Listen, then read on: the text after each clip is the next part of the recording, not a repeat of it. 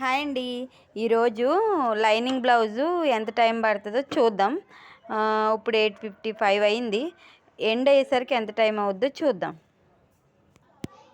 Hi అండి.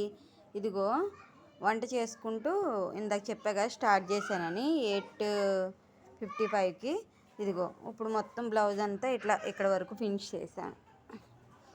ఇంకా only piping వేసి జాయిన్ చేయడం ఒకటే ఉంది. అన్నీ ఇట్లా కుట్టేసుకుని పెట్టుకున్న రెడీగా. లైనింగ్ మొత్తం అటాచ్ చేసుకుని ఇప్పుడు పైపింగ్ కూడా చేసేసి చెప్తా. ఇప్పుడు టైం ఎంత అయింది అంటే 9:22 అయిందండి. అంటే ఎంత టైం పడుతుందో చూద్దాం. ఇంకా